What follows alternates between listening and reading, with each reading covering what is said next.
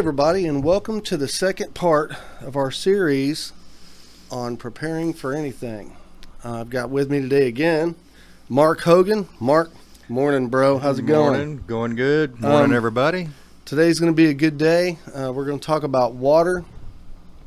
But before we get started on that, I kind of wanted to go over the reasons why we're doing this. And we got hurricane season coming, and it'll be here tomorrow.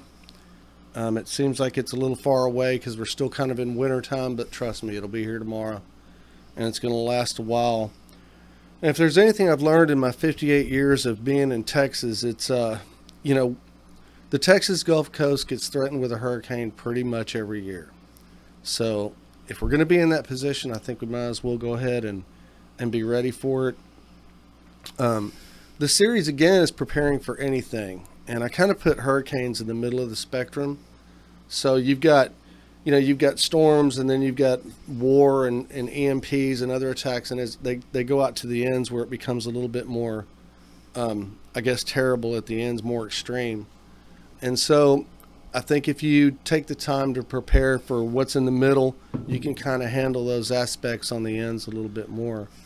Hey, Mark, so what's the thing that gets you concerned? I mean, there's a lot of different events that could happen, man. Anything from, nuclear war to just a tornado. I mean, what's the thing that bothers you the most? Well, living in Texas, of course, it's the natural disasters weather-wise.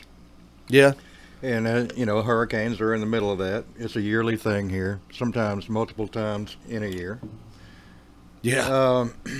I think it got a lot of people's attention on how cold it can get about a month ago, and how that can affect everything from power to water to food to travel, Yeah, the cold's a brand new one. We don't get that here, so that was a freaky deal.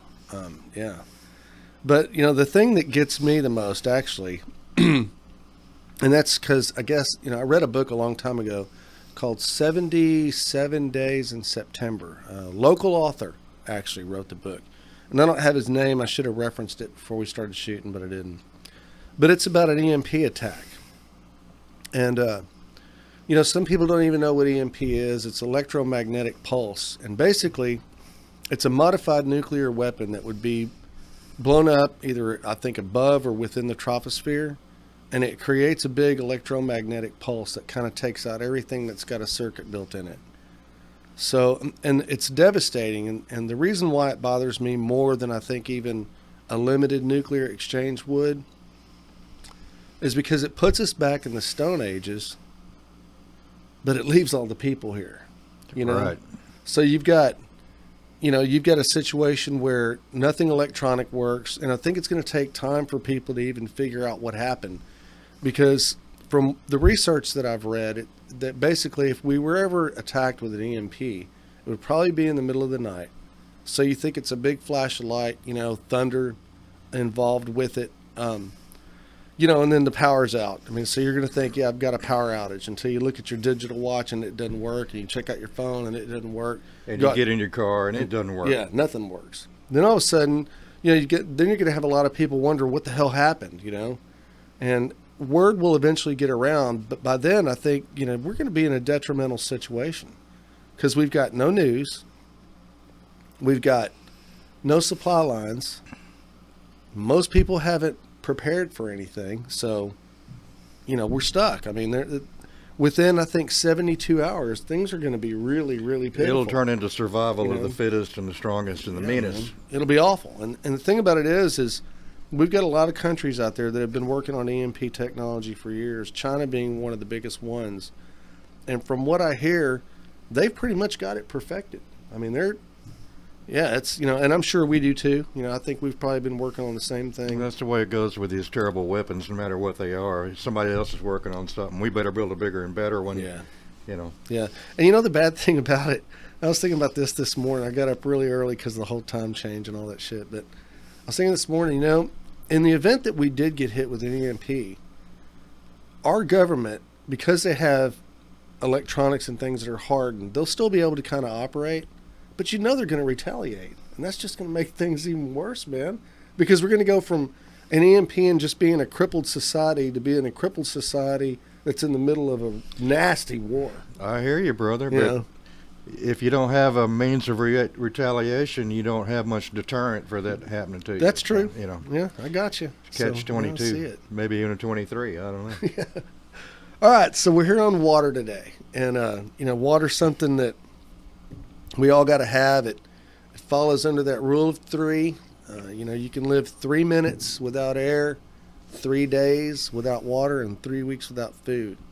And 3 days comes pretty damn fast when you don't have anything to drink, and you're in a bad situation, especially in a place like Texas where the heat can get easily 100 degrees, and even if it's only in the 90s, the humidity's up there so high it's just killing you.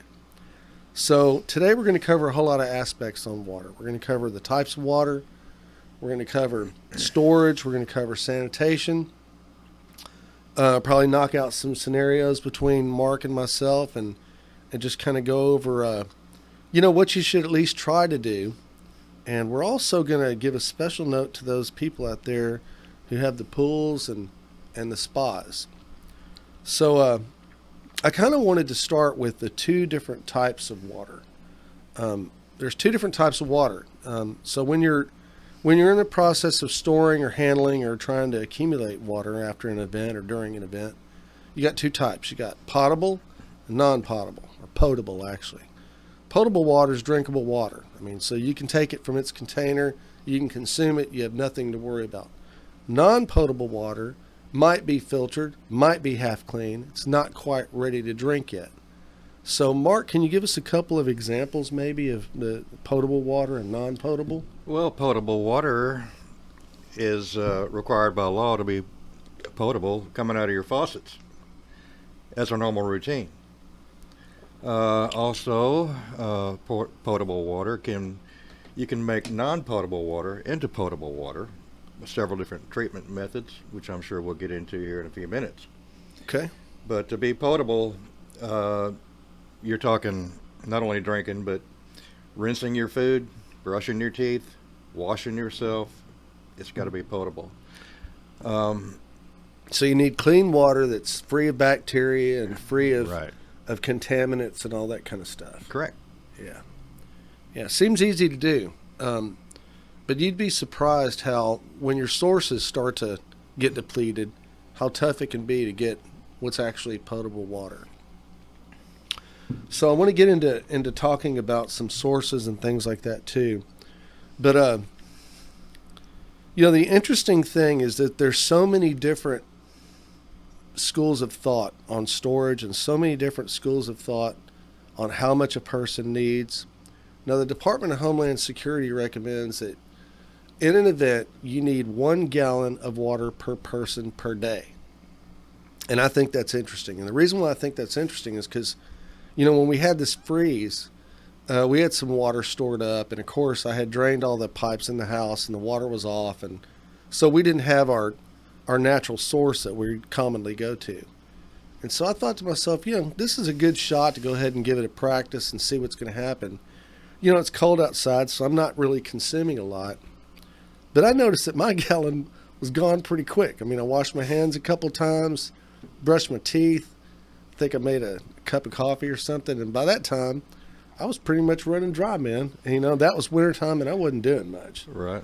So I'm not sure if a gallon of water per person per day is an adequate supply. I would call that an absolute minimum. Yeah, survival minimum. Right. Yeah. And how much water do you need? Plenty. Yeah. And your definition of plenty is going to be way over that absolute minimum. Yeah, more than you think you're going to need for absolute certain. And, the cool part about it is until you've actually sat and done it, until you've actually taken that gallon and seen how far it'll go, it's just so surprising how little bit it really is. And the key to this video series, at least for me, is not to put you in a situation where you're barely surviving, but I want to put you in a situation where you're virtually unaffected. So if your home hasn't been affected by whatever the event is, and your property hasn't been affected by whatever the event is, and you just have your water off, just the power's off and things like that, but you haven't sustained any damage, so to speak, you should be able to live in approximately the same comfort that you were in prior to the event for a limited period of time. And so you're going to have to decide for yourself what that period of time is and how you can go about attaining that goal. But that should be the goal. That really should be the goal. I'd said in my first video that when Rita came, it devastated us, man. It hurt us really bad. When Ike came, we were virtually unaffected. And, I had learned a lot in that process, and I had decided early on that preparedness was something it was just going to be a part of my life. And so it has been since that storm was, man, it was a son of a bitch, to be honest with you. It really was. So, all right. So since there's two different types of water, you need to be mindful of what your sources are and where you get them. Now, here we are. We're going into hurricane season. And so if you purchase water at Walmart, Kroger's, wherever, just standard old drinking water in a gallon jug. Get this right here. Something like this, not a lot of people notice it does have a date on it. And so is that the expiration date? Absolutely not. It's the best buy date. And that's considering best buy if you leave it sitting in the garage in the heat, best buy if you leave it sitting in the sun, best buy if it's in crappy conditions. I like gallon jugs. And the reason why I like gallon jugs is because A, they're measurable. They hold a gallon, you know what you got. B, you can handle it. It weighs 8.8 pounds. You can pour it into something. You can refill it pretty easily. You can carry a whole bunch of them if you use a stick or something to go through the handle. So they're portable, but they're convenient. And my other favorite thing about it is these little containers are actually a whole lot stronger than the little bitty drinking water bottles that you see these days that are just like a plastic baggie with a little bitty lid that'll cut the crap out of you if you let it. So I like gallon jugs better. And here's the way that we store our water. We buy gallon jugs and we put them in a cool, dark place, which happens to be our closet. So we stack them on the floor vertically like they are, and then I take a piece of plywood, put it over the top, and then that way I still have the same amount of floor space, excuse me, that I had prior to starting, and I've got 24, 36 gallons of water in there. We have a whole bunch of closets in our house, and every one of them's got water in it. That's just the way we do it. It's the way we keep it. So how often are you rotating that water? Usually about every 6 months. The other thing you can do if you don't want to, try to deplete it, and what we do is we'll take a gallon out of each closet. We've got kind of a method, and you can work it out yourself however you want to do it. So we take a gallon, replenish a gallon. But what I do, and this should be your very first piece of gear that you buy, is we use a Sharpie. And not only do we go with the date that's on that, we go with our purchase date. And then in the end, we'll put a P for potable, and then we'll put the purchase date and the expected expiration date on it. And we also use this to mark canned food. We use it to mark a whole bunch of other stuff too that we'll be getting into in some subsequent videos. But, that's the way we do it. That way we don't lose any floor space. We can store a whole bunch of water. We know where it's at. It's easy to get to. It's not in a crappy environment where the sun's hitting it, where bacteria can start to grow in it.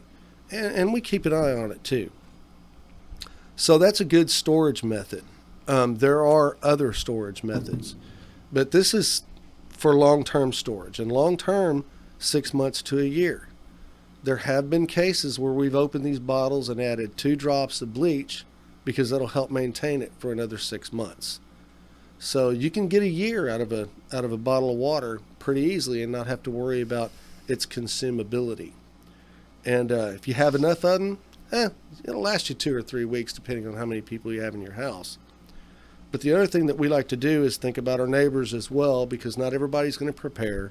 So I always want to make sure and have a little bit extra on hand in case somebody runs into trouble and desperately needs some water.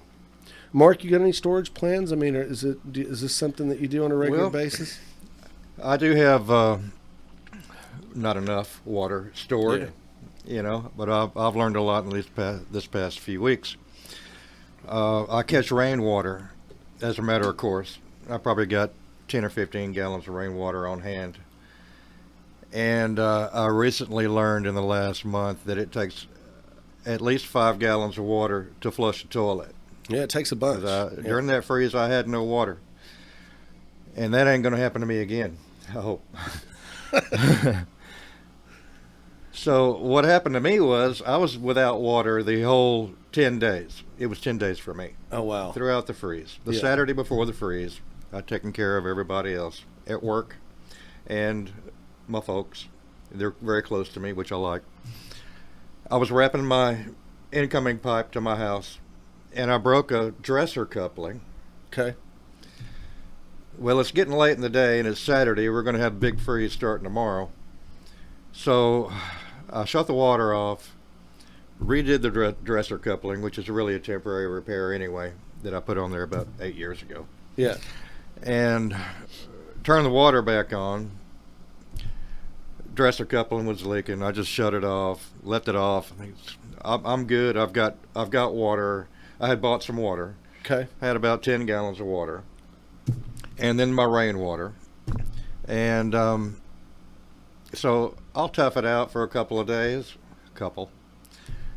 Well, the freeze happened. The snow came. I'm collecting snow in my wheelbarrow. I'm using my rainwater. I've got my potable water for my coffee, because that is like priority number one for me. Yeah, me too. Got to make the coffee. Yeah. I ran out of coffee once and had to call in sick at work. I couldn't make it, man. I understand. The following Saturday comes. Freeze is over. Things are melting. People can get out. And I'm going to fix this plumbing repair. So I run down to the local Katy hardware store, because I don't want to go to Lowe's or Home Depot. They got glue, they got primer, they got couplings. They don't have any 1.5 inch. Off to Lowe's I go. Lucked out and found a stick someone had brought back behind the counter. I said, "Hey, are you going to put that back out there for sale?" Because they didn't have any 1.5 inch. She goes, "Yeah." I said, "I'll take it." Anyway, bought that, made my repair, called for a plumber. You know how these things just stack Oh, yeah, up. they Now we're progress. 10 or 12 days into this. The plumber says, "We can't make it till Tuesday." That was 3 days. Thinking, 3 days is damn good. You bet. I'll be there. Yeah. And so they came on out, turned the water back on, and I had 2 leaks. Shut the water off real quick. And these are attic or ceiling leaks? Yeah. I ran back in the house. I hear water running. It's not good. Yeah. Turn off the water right quick. Make a long story short, which may be too late already. 11 breaks in copper lines throughout my house. Yeah. So anyway, getting back to the water, I had begun to run out of water during the freeze time, which is more like 4 days before you could get out in and all that stuff. And it was getting a little dicey. Yeah. But I got through it. I did not have near enough water to be comfortable. Yeah. It takes a lot. It really Right. does. So what we did, I was watching the news. I was and guys, here's the thing. I get on here all the time and I talk about how terrible mainstream media is, and I'm sticking by that. But that being said, I can say some pretty good stuff about meteorology. These guys have pretty much got it down. I mean, if you watch the mainstream news and you check out the weather, 9 times out of 10, they're pretty spot on, especially when it comes to storms and events like this. So, they get on, they talk about, hey, it's going to be cold, it's going to be freezing, it's going to be in the teens. And then I don't remember which news outlet I was watching, but one of them said, this is a pipe busting freeze. So I immediately went into, wait a minute, not for me. This is not a pipe busting freeze for me. So what can I do to ensure that my pipes won't bust?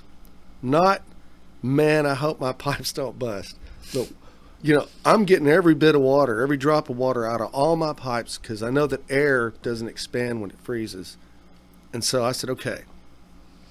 So I went outside, turned the water off at the meter, turned it off again at the house. I've got a little whole house filter that we use, took that thing completely apart, and opened every faucet in the house, for the bathtubs, for everything. Now, prior to this, talked to the wife and I said, look, let's fill up both bathtubs. And, we maintain our bathtub drains. And I know this sounds stupid, but we actually do. We maintain our bathtub drains, and we make sure that they're spot on. They don't leak. And if they leak, they only leak maybe 10 or 12 drops a day, because I want to make sure that if I need 35 gallons of water, it'll be in one of those tubs for an extended period of time. Right. So fill up both tubs. Okay. So then, we're in the process, turn the water off, drain the whole house out. And I was glad that I did, because everybody in this neighborhood, at least around me, and most of these are old houses and they're mobile homes, 90% of them are all PVC. Now my house is copper. And I don't really think I got lucky. I think I just got adamant with it, because I spent a lot of time. I stayed out in the cold. I really knocked it out. But here's the catch to this whole thing. And Mark had mentioned this. He said, it takes a couple of gallons of water to flush a toilet. You got a couple of people in the house, and they're not going out, and they're sitting inside, and they're eating and hanging out. You got a couple of people that are going to be using the bathroom more often than they normally would. And people, I'm telling you right now, if you don't have the water to flush your toilet, don't use it. You will regret in a few days using your toilet if you let it stack up. Best thing you can do if you don't have water to flush your toilet is go make you a makeshift outhouse out in your backyard or whatever you've got, and start using that. And it's a little tough when it's 13 degrees outside. Rough business. You talk about Stone Age, brother. That's right. That's right. But I'll tell you, if you can't flush your toilet, it's actually almost better. I've been in a few houses that didn't have water for a while, and people broke in, used the bathroom and stuff like that. Man, I'm telling you, it's a nightmare. And it hits you in the face right when you walk in the door, and it almost seems like that's hard to get rid of. So if you don't have the water, and I'm also going to go over in a few minutes here a trick on how to flush that toilet with a minimum amount of water. You can actually do it with about a gallon. So, back to draining the house, I did everything I could. I've got an outdoor kitchen that's also got some plumbing in it, and it's all PVC. And, the pipes inside the cabinets were insulated real well. What I didn't know was that last summer I had moved some pots and pans around, and I popped one of those pieces of insulation off of a corner, 3/4 inch L, and that thing froze and busted. So when everything was over and we went to turn the water back on, of course I had a minor flood there, but I did have an isolation valve, so I was able to isolate the outdoor kitchen from the rest of the house, and we were back in business. I just had to wait to get a 3/4 inch L to make that repair. It's since been done. But back to flushing. Let's talk about flushing for a minute. So about a year ago, we had a drain problem in our house, and for some reason one of our toilets was just having a problem flushing. I had a plumber come out, snake the damn thing out. About a week later, it would clog up again. Turns out that it was just calcium in the lines, and we actually had to have the whole line rotoed. Yeah, your 4-inch pipe had turned into a 2-inch pipe. Yeah, it wasn't even that much, I don't think. Right. I mean, it was really pretty bad. So what I learned through that process by doing some internet research on trying to clear that line was several different ways to flush a toilet by just using a bucket and water. So I start jacking with it, and I start getting it down to what's the least amount I can use, because I can use this later on. So what's the least amount I can use to flush the toilet, especially if the toilet's got, let's just call it matter and paper and things like that.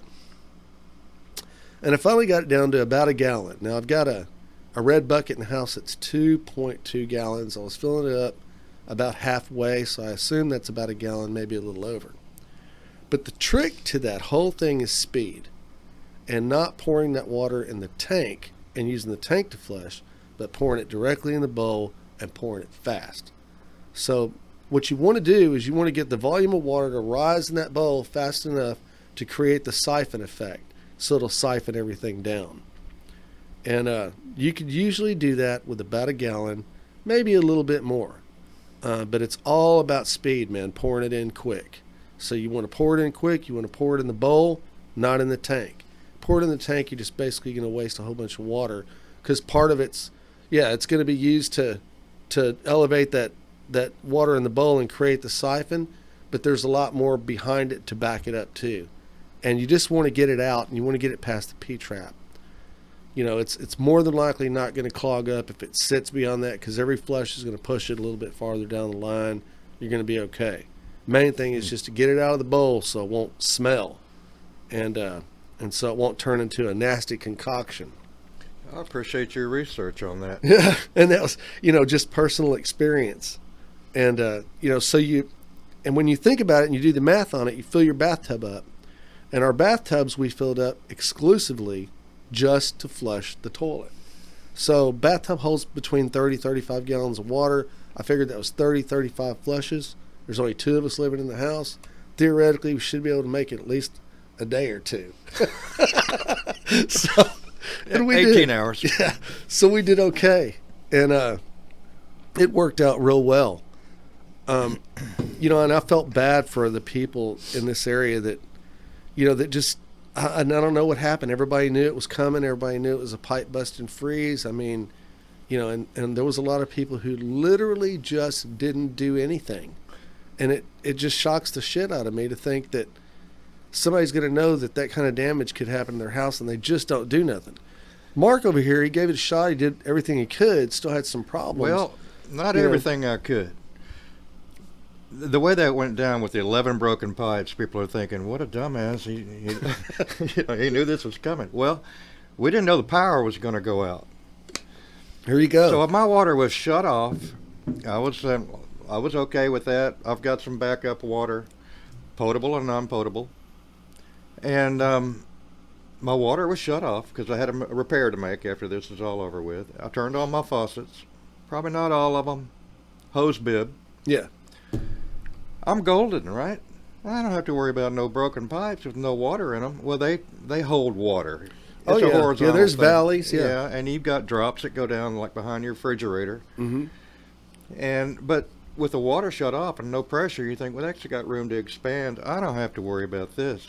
Big surprise. Yeah. Yeah, it can happen. And there are, depending on how your house is plumbed out, there can be places where the water gets trapped. If you've ever taken a straw and stuck it to glass, put your finger over it, and pull the straw up, it'll hold that amount of water until you let go. Right. So you got to make sure that you've got air behind it. And I talked to a plumber about it. And this was a long time ago. And I needed to make a repair or something at my old house. I don't remember what it was, but I needed to get all the water out of the lines. And so he said, okay, you need to find the lowest point and the highest point, and those are the spigots that you open, because in that way your vacuums are all released within the house. Right. And what I've decided to do, and I haven't done it yet, but it's on my list for summertime crap to do, I'm going to put a drain cock at the ground level of my incoming water line, because that was the only place that I had where I had 3 feet of standing water in a tube, and that's because my water line comes out of the ground and goes up about 3 feet and turns and goes into the house. You got pressure up to your valve. That's right. And I mean, I was worried about it. I wrapped it up. I even took a couple of old suits and stuff like that I know I ain't going to wear no more, and wrapped around that, put a big contractor cleanup bag around that, bungeed it, and it was okay. But the cool part was, with all that, and we're talking about almost a foot of insulation, still froze. Didn't bust, but it still froze. It's like, damn, Mm-hmm. I mean, but it was cold, But, Mark mentioned another good thing. He said, the power went out, and nobody expected that. I had talked to the missus about the possibility of the power going out, but I thought it would be because ice would accumulate on the power lines and on the tree branches like it did in 96. Right. Big rain, real wet, then it freezes. And that's what they were predicting. I'm thinking the whole time, my house is going to be toasty enough on the inside. I'm protected. Yeah. And when the lights went out, it was a whole different ballgame. That's right. And my dog was looking at me like, what are you going to do about it? Yeah. And I said, well, I'm on it. Give me a minute. That's it. But that just goes to show the unpredictability of these events. When something happens, Right. I mean, you really don't know, what's to come next. And hence the term prepare for anything. So you kind of got to be ready for it. I had imagined that the lights would probably go out Now, we've got a whole house generator. It's another thing that we bought back after Rita, a Generac. That's on my list too. Yeah. Yeah. And mine's a 17 kW. It's big enough to do the whole house. Unfortunately, when it got hooked up, the control circuit that controls either the thermostat or something didn't get put on right, so it doesn't run the heat. And that kind of sucked. But, you know, it is what it is. At least we still had some power. And you could charge your phone yeah, and still, get the news. And still able to do some stuff. I was out to the driveway, starting up my truck, and charging my phone many times during that. Yeah, I heard there were a lot of people sleeping in their cars because that was the only place they had that was warm. Some of them were doing it in a garage, brother. Dangerous, man. Some of them ain't with us no more. Yeah, that's true. So, you know, we had our potable water storage. We had our bathtubs filled up. You know, we thought we were in pretty good shape. And, you know, we've made it through it okay. We were able to shower and everything because we have an electric water heater, but it's backed up by the generator. And so we were able to still take showers and such. But, you know, it always brings me back to, you know, you got to have plan A, you got to have plan B. And in my particular case, I even rely on plan C because I just don't think plan A and B are good enough. And I'm often concerned that, hey, what if my generator doesn't start? Or what if, you know, a tree branch falls, breaks the gas line? Because I do have an above ground propane tank. You know, what if this happens, that happens? And, you know, so I always try to have alternative methods of everything else. So when I think of bathing, we've got alternative methods. When we think of heating, we've got alternative methods. Cooking, alternative methods. Washing clothes, alternative methods.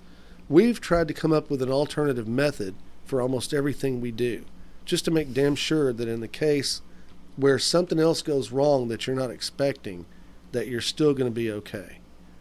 And I know maybe that's probably overthinking it. That's probably spending too much time on it.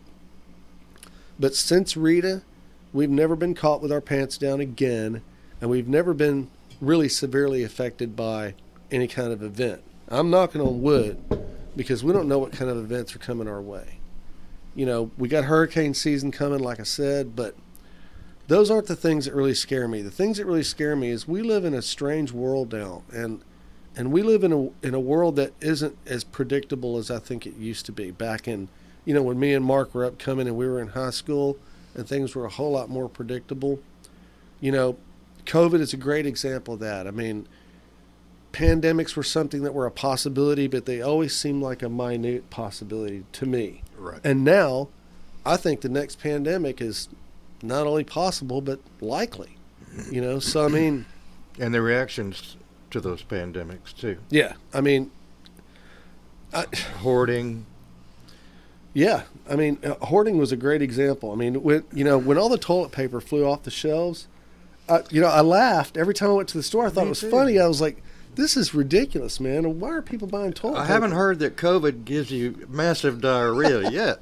Maybe I missed that. I hadn't either. But you know that the other thing that I think is really funny is every time we have a hurricane, when a hurricane is actually destined to hit, you know what flies off the shelves? Water and wood.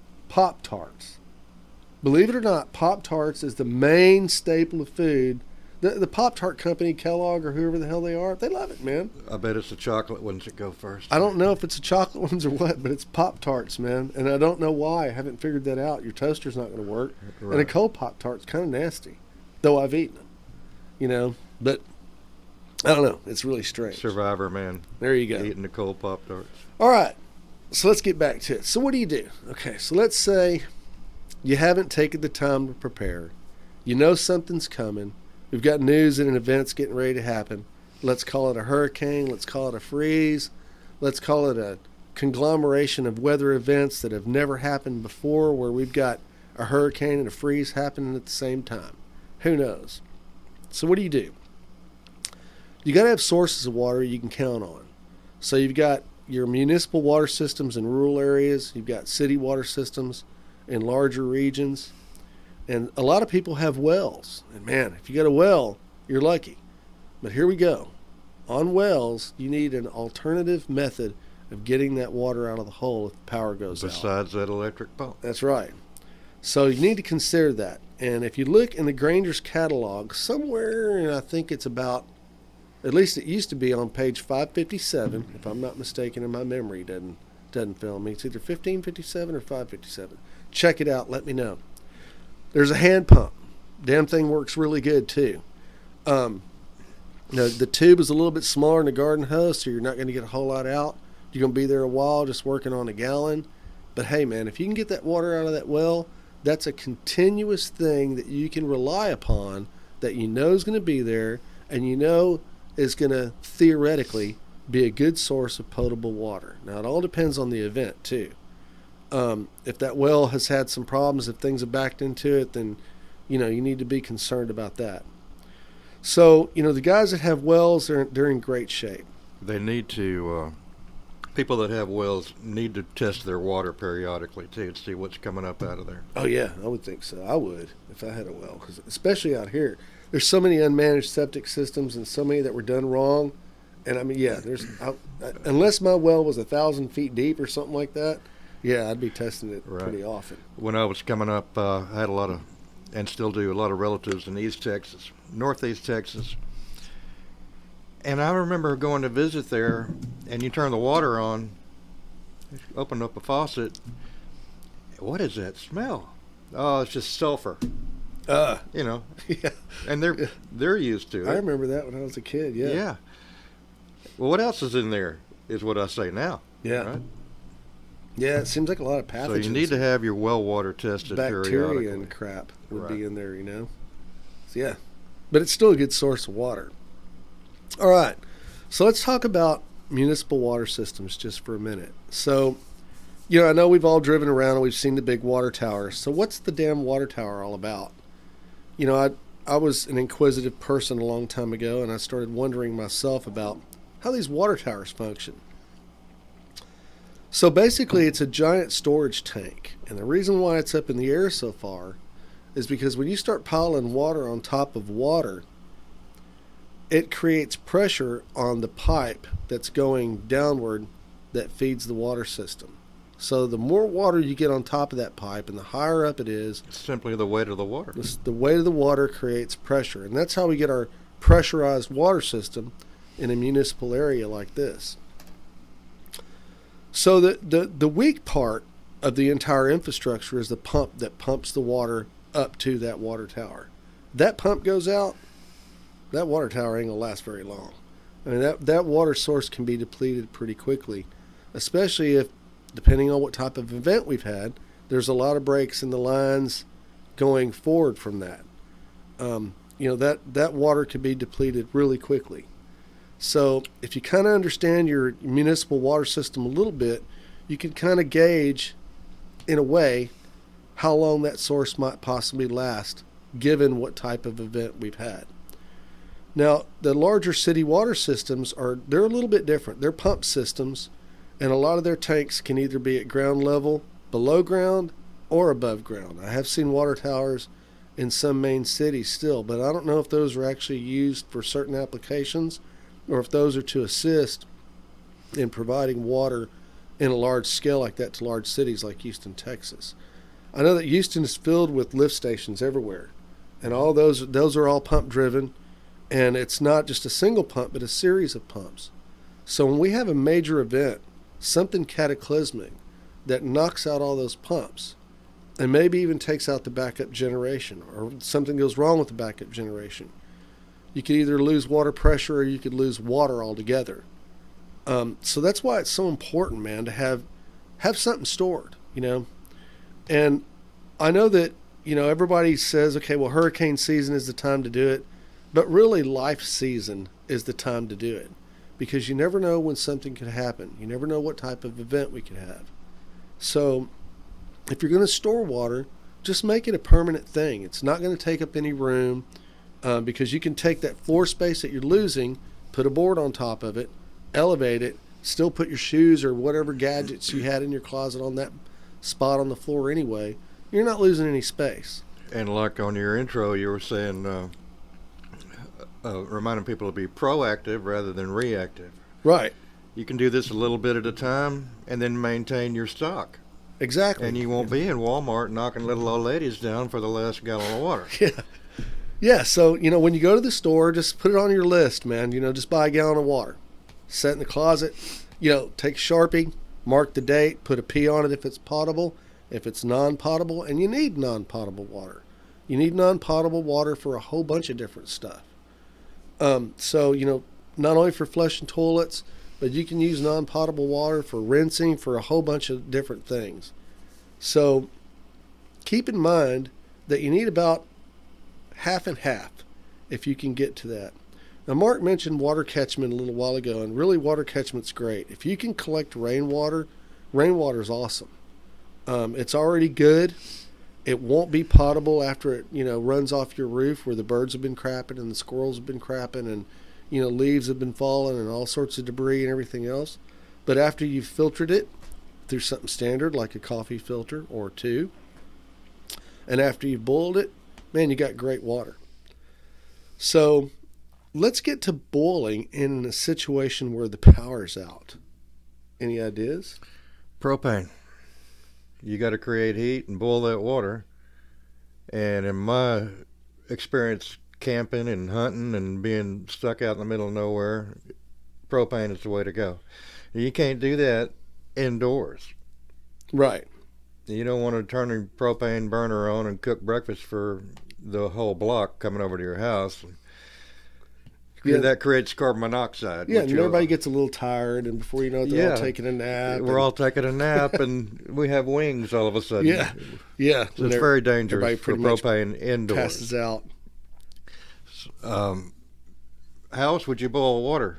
You create a fire. Yeah, create a fire. So, Mark's made a good point. Propane, your barbecue pit, you can kind of convert it and be able to boil water on your pit. How long you need to boil water before you've gotten rid of pathogens and bacteria? They say a minute, but it's already boiling. Give it 2, I would say. Yeah. I mean, if it makes you feel comfortable, you can boil it even longer. But what happens is you start losing a little bit of your water through steam when you boil it. But scientifically, once your water reaches the boiling point, and I mean a rolling boil, and that's 212 degrees Fahrenheit, basically you've killed all the pathogens that you're going to kill and all the bacteria as well. Now, the one thing that you will not get rid of is going to be chemicals, heavy metals, and things like that. And those are the things you really need to worry about. So you really need to be choosy about your source. So you get into a situation where you've had an event, gone on for a while, you've depleted your water supply. The last thing you want to do is say, hey, let's go get water out of that little pond that's right next to the auto repair shop where they've been pouring oil on the ground and antifreeze on the ground and everything else.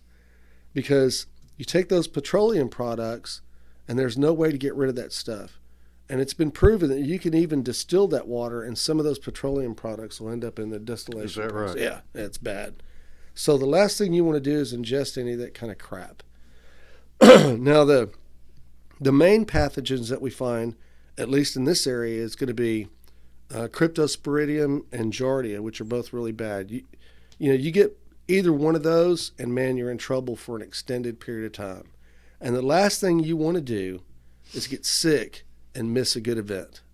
So if we've had an event, you want to be around for it. You don't want to be curled up in the corner, pooing all over yourself and throwing up for 2 weeks or better.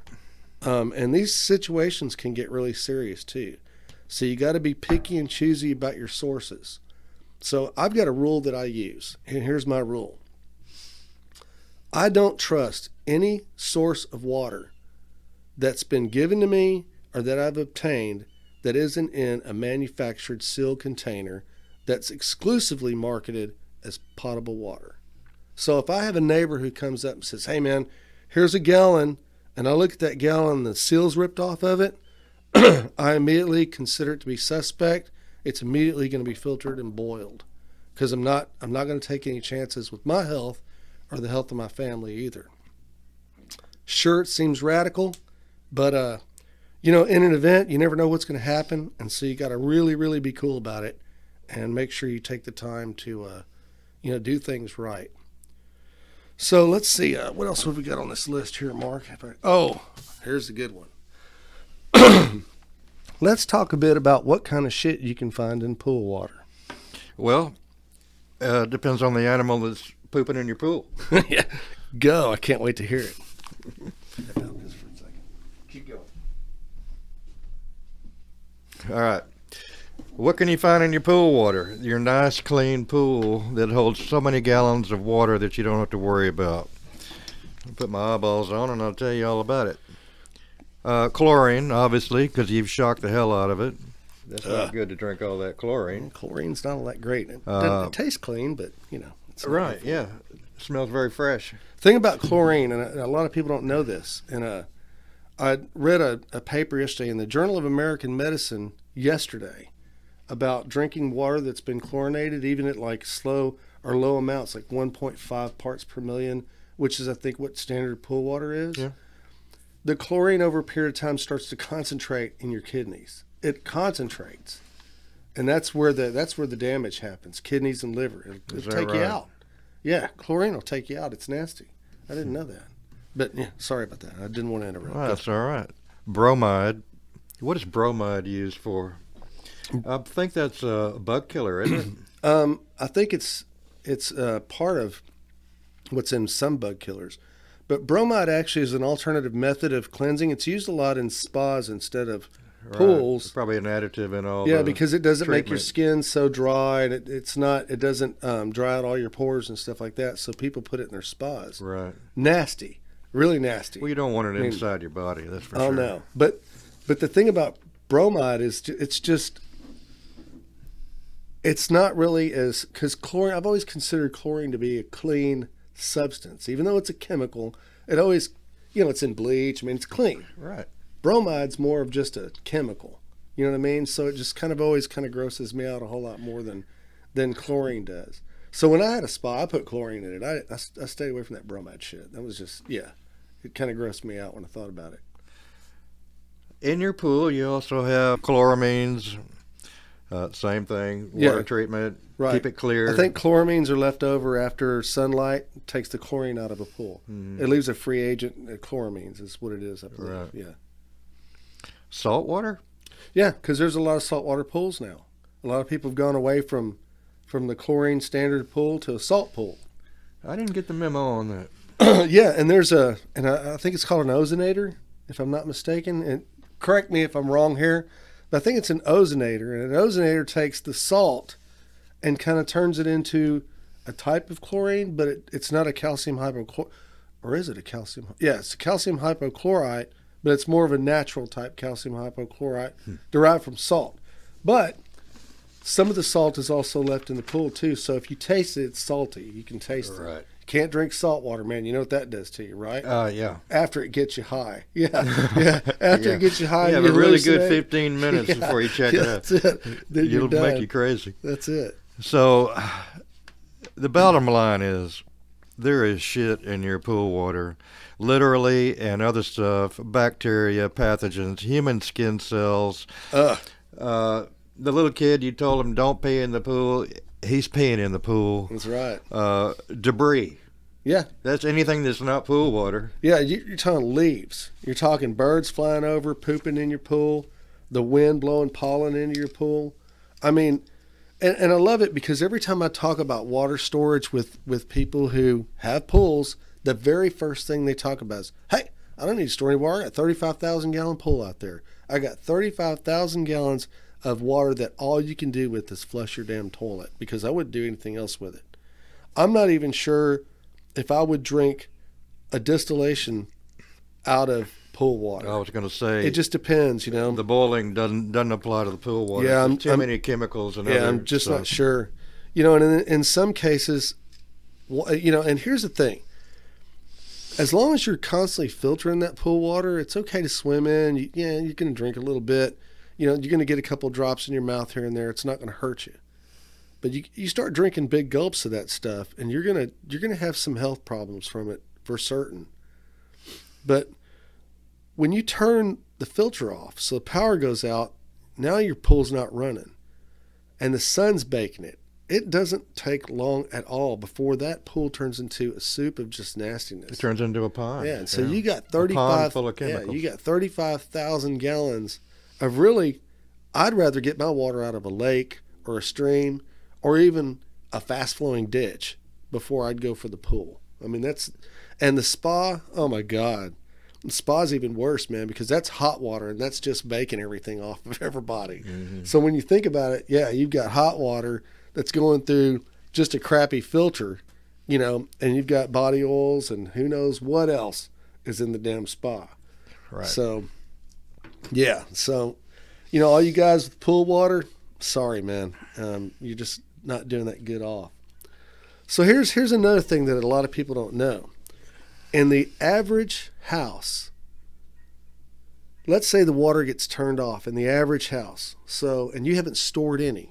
How much water you got? How much do you have in your house? In the house? Yeah. Right now. Right now. So you haven't stored anything. The water got turned off. How much water have you got?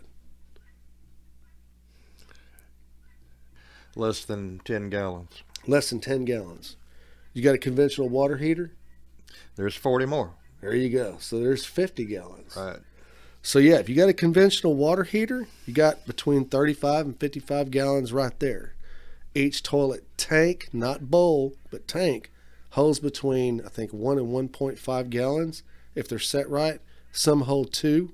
Mine holds 5. There you go. You got ice in your freezer that you can melt down. Right. And then if you've been smart enough to turn your water off at the outlet outside when the event occurred, you've even got a couple of gallons that may be in your water lines inside your house that you can get drain out. the lines. So you add all that up, and you could have, 60, 65 gallons of water, and that's a good deal.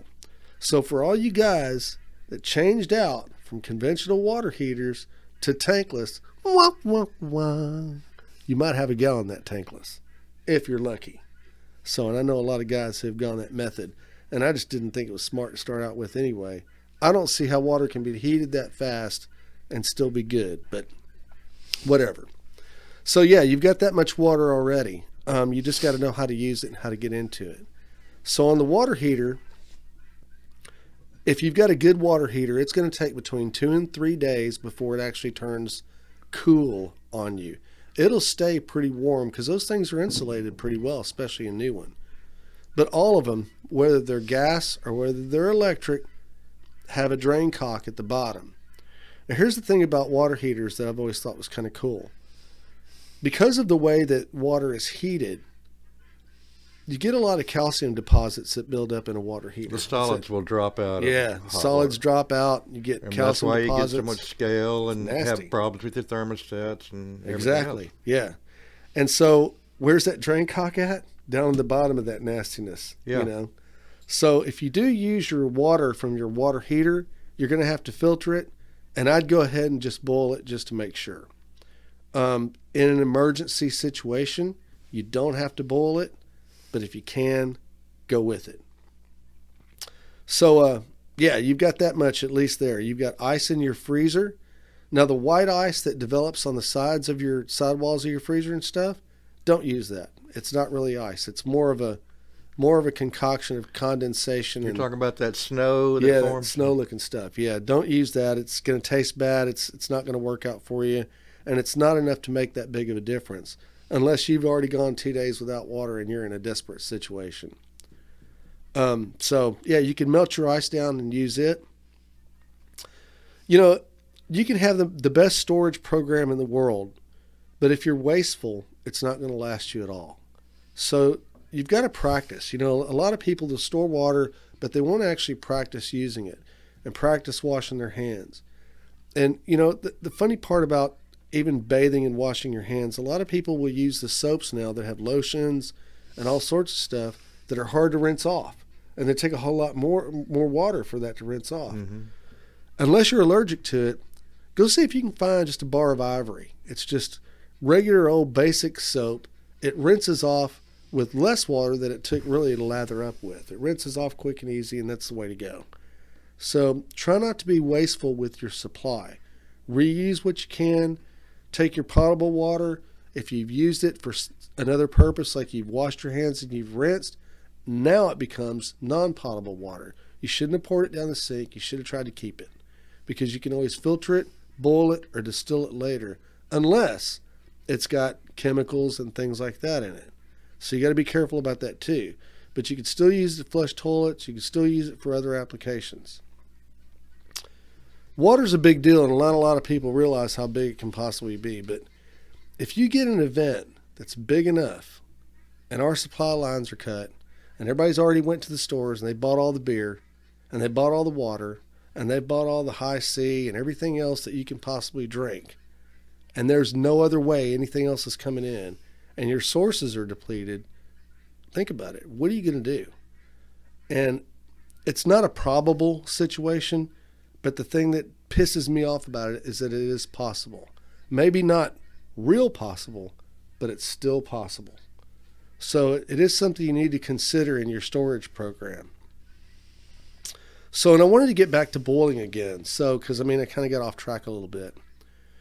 So, in our particular case, I bought one of those little Coleman burners because I wanted to be able to make coffee again. I'm like Mark again. I have coffee or I won't make it. Bought a little Coleman burner, and you put kerosene in the bottom of it. You pump it up, throw a match after it, and it works great. Those are great for boiling. They're cheap. They're effective. They last a long time. You can store kerosene literally forever, and it doesn't go bad. So those are really great to have. The propane burners, like Mark said, are fantastic too. But these are also items that could theoretically, over a period of time, run out. So as your plan C, you might want to think about firewood and about building a conventional fire. Now you can take the rack out of your oven and you can stack up a couple of bricks or even a couple of boards or something else in your backyard, and you can build a fire in it, put a pot on top of it, and boil water. You can get away with it. You just got to be creative and also be careful and not do anything stupid like that in your house. It takes a lot bigger and hotter fire to boil water than you think. Oh yeah, and it takes a while. Water's not something that boils in a minute and a half. It takes some resources to boil water. Mm-hmm. So when you do it, don't boil a cup of water. You need to boil some water and make sure that you've got enough to last you either that day or that afternoon or however you've decided to lay it out in your plan. So boiling is a big deal. Whenever there is a question at all of whether your water is good enough to drink or not, boil it.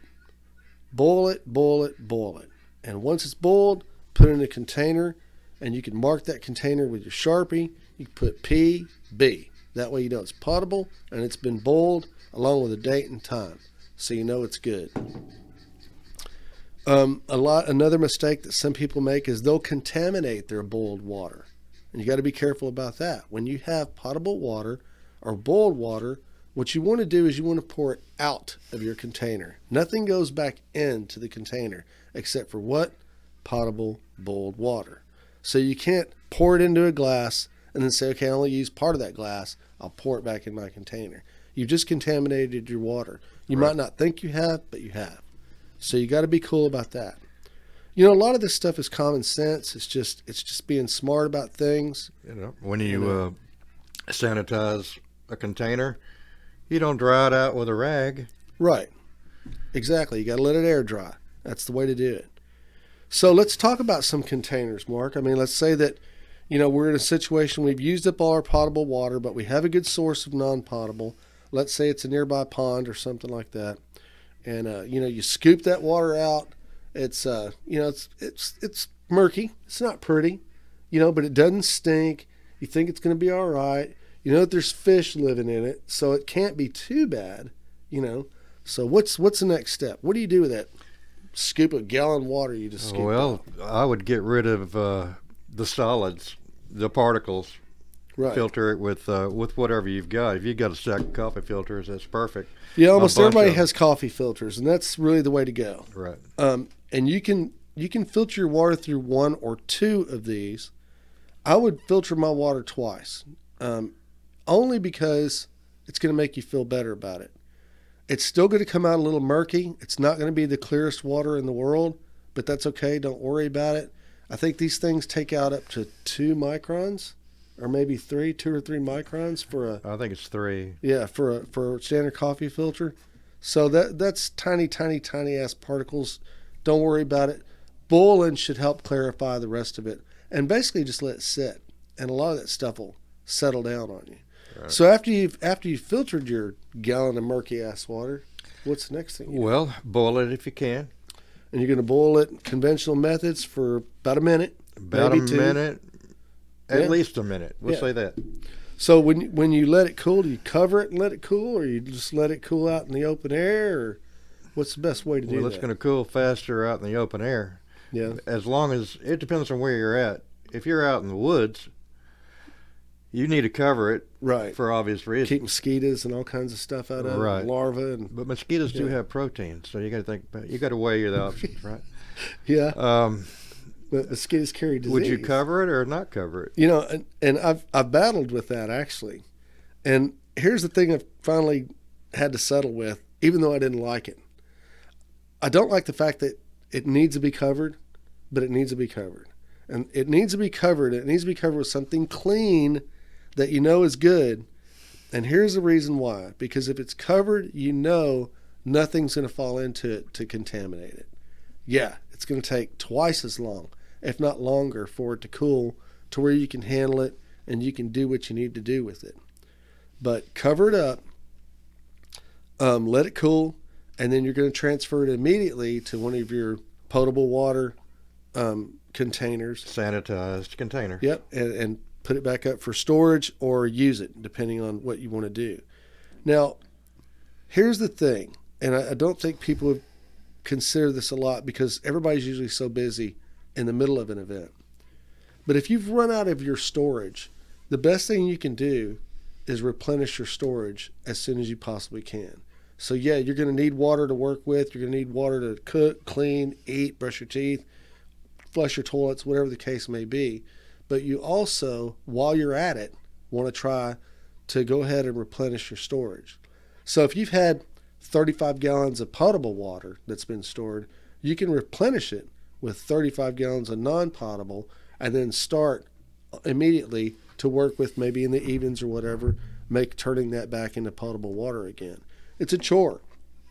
If we ever have a drastic event or something that's really cataclysmic to where it just takes out our infrastructure real bad, you'll get used to boiling water. You'll get used to filtering water. It'll be something that'll be just a daily. Anything you practice, you're going to get better a at. daily event for you.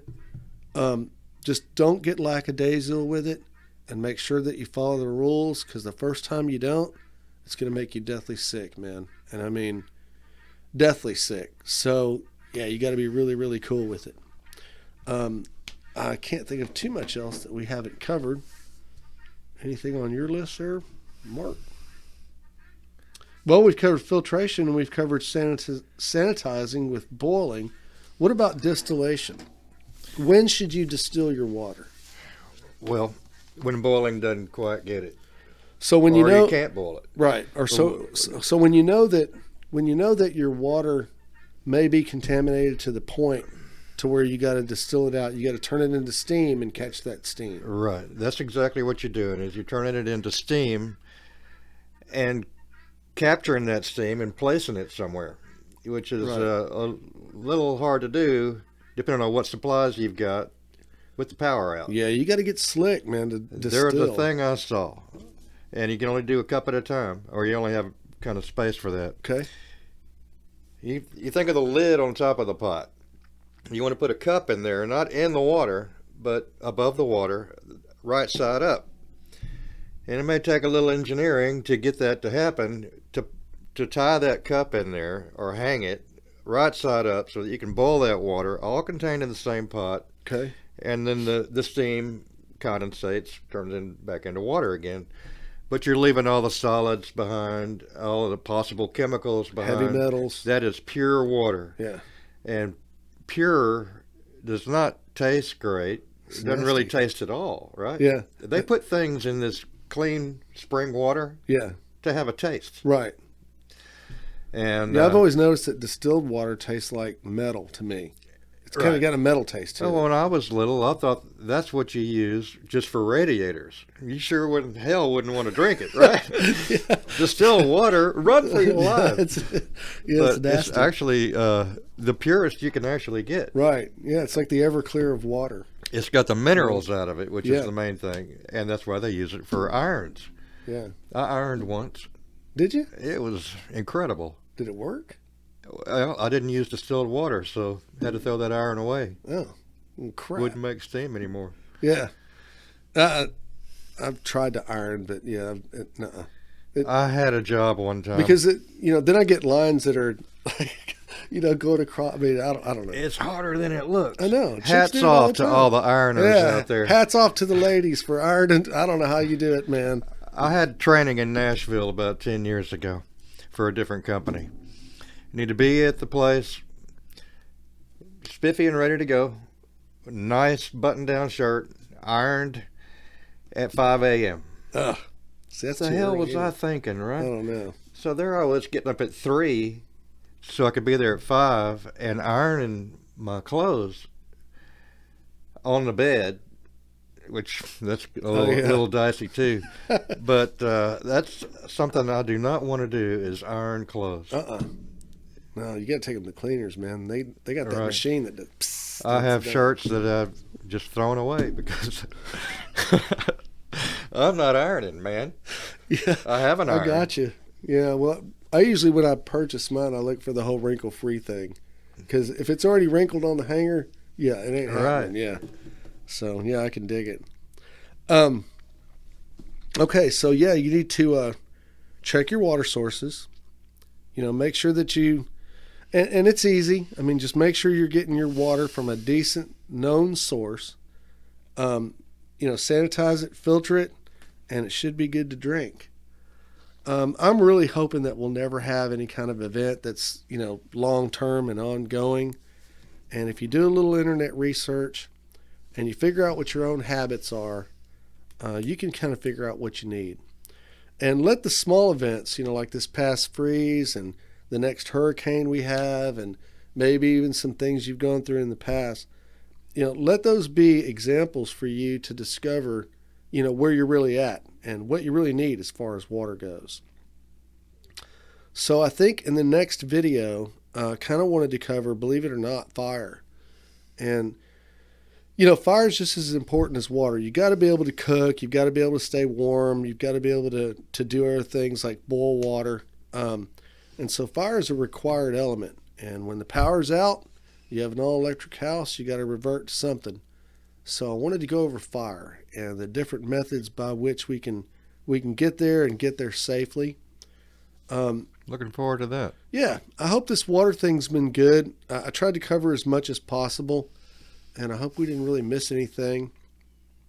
So just as a quick recap again, so what you want to do is you want to be proactive. Number one, reactive people suck, and you're going to put yourself in a sucky situation if you're the guy at the store 24 hours before the storm, because guess what? Everybody else and their mom is there. They've already bought all the good water. They've already gotten all the good containers, and you're going to be left buying some kind of crap you really don't want. So you got to have a storage program, and you need to almost think of it as a program. So, look around your house, try to figure for yourself, where can I store my water best? Needs to be in a dark, cool place. You want to keep it out of the sunlight. You want to keep it out of extreme temperatures. You want to try your best to keep it in purchased containers made for water storage. I like the gallon ones myself. If you want to go with the little drinkable water deals, that's fine. But you're going to have a shitload of water bottles laying around everywhere and stuff that you really can't reuse all that well, because those water bottles they're not good, and they're actually bad for the ecology too. So I mean, they're bad for the environment, in a bad way. So I really don't like to use those. So part of your water storage program should consist of potable and non-potable water.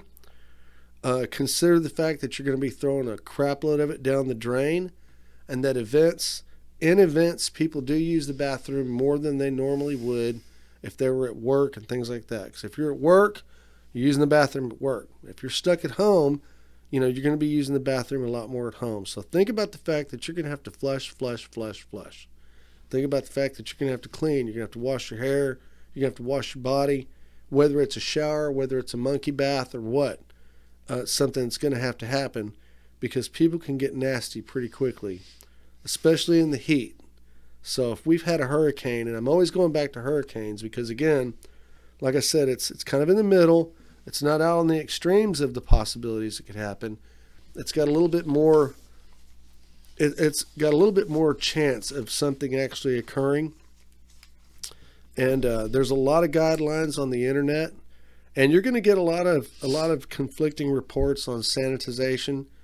You know, it takes, if you want to sanitize water with bleach, it takes 8 drops of bleach that contains calcium hypochlorite, 8 drops per gallon of water to sanitize it. If you want to maintain it, you're talking 2 drops. And there's a lot of conflicting reports. I've seen a teaspoon, 2 teaspoons. I've even seen a quarter teaspoon, I think, per quart, if I'm not mistaken. So there's a bunch of conflicting reports. If you put enough bleach in the water, you're going to taste it, and it's going to be nasty, and it won't be good for you. You want to keep your parts per million down low, but enough to where you can disinfect it. Now, here's the thing about putting bleach in water. If you can't boil, and you've been able to filter, and you've decided, hey, I'm going to put 8 drops of water in this, or 8 drops of bleach in this gallon of water to sanitize it. Don't put the 8 drops of bleach in there, shake it up 3 times, pour it in a glass, and start drinking it. You're going to be in trouble. You got to give the bleach time to work, and it takes about an hour. So there's also conflicting reports on that time. I always go on the outside of those. So if it says, hey, in 15 minutes it'll be good, give it an hour. You're not going to die in an hour. You might be a little thirstier than you were an hour before, but at least you'll have water that's drinkable. So, yeah, bleach is a good thing. Keep a gallon of it as part of your hurricane supply deal. It's good to have. Stay away from the bleach that has perfumes and things like that in it, because it's just unscented. Who needs that? I don't want to be drinking all that. That's chemicals, man. Yeah. In your water source, always be weary of anything that's not sealed and came direct from a manufacturer or a store or something like that. So if somebody gives you a bunch of water, you still need to treat it as suspect until you know it's not suspect. And the only way you can possibly know is through purification and filtration. If it needs to be filtered, if it's clear, you don't need to filter it, but still purify it anyway. And yeah, you're going to take a little extra time to do all these things, but you won't be sick, and your family won't be sick, and you won't be regretting not doing something like that. If we missed anything, put it in the comments. I want to hear about it, and I can't wait to see the comments are going to be great on this whole video. Yeah, the water experts and the plumbers are going to be straightening us out, and that's okay. Yeah, that's cool. So I'm willing to take it. So any comments that you got? If we were able to give you any information you didn't know about, I'd love to hear about that too. And think about it, guys. I mean, really, it's not any extra effort to buy a gallon of water every time you go to the store to go buy groceries and stick it in the closet somewhere. Like I said, get a board, put on top of it. Make sure you mark your dates on it. And, take care of yourself. Take care of your family. You want to make it through an event, and you want to make it as comfortable as possible, and stay out of harm's way. And believe me when I say you can get sick from bad water. So, and it doesn't take a whole lot of it either. So, be careful and just do what you got to do. If you've subscribed to this channel in the past couple of weeks, I just want to say thanks. I went from 43 subscribers to 173 in less than a month. And so, man, that's kicking it, I think. Mm-hmm. It's doing pretty good. So I've got a goal of 200 by the end of the month. I think we're going to easily get there and maybe even surpass it. So if you subscribe, hats off to you. I appreciate it. And there's going to be some good content coming up in the future. We're going to probably do about another 5 or 6 videos on preparing. And we're going to end it with defending your position. And so that's not going to get a whole lot, believe it or not, into guns and things like that. There's better ways to defend your position than that. And so we're going to cover defending in our last video, but it'll give you a little bit something to think about. We'll do fire on the next one. And I think there'll be some really interesting things that you're going to learn about fire too, that I've learned over the years. And so I'm looking forward to doing that. But Mark, good to have you back, bro. Great to be here, buddy. Yeah, and it's been good, and I appreciate you had some valuable information, man. And you kind of grossed me out on that whole pool thing. You know, I think the pool thing was your idea. Yeah, but hearing it from you, just I was like, damn. You know, so yeah, pool water is not something you want to drink. Believe me, it's good to know these things, as gross as they are. Yeah, you got to be educated about this stuff. It's your family depends on you. But you know, the other part about the whole pool thing is the good thing, I guess, about it is if you know what you're doing and you got a big pool, 35,000 gallons, you got 35,000 flushes. You got nothing to worry about. Heck, you could probably rig up something to where you wouldn't even need to carry the water. Yeah, it probably wouldn't matter if you went ahead and drank it and got diarrhea. Cause yeah, there you go. Always look at the bright side. That's it. There's a rainbow over every storm. All right, guys. So y'all have a good one, and we look forward to the next one. We're going to drop in a video about once a week here. So we'll be in touch, and see you guys later, and we're out. Thank you.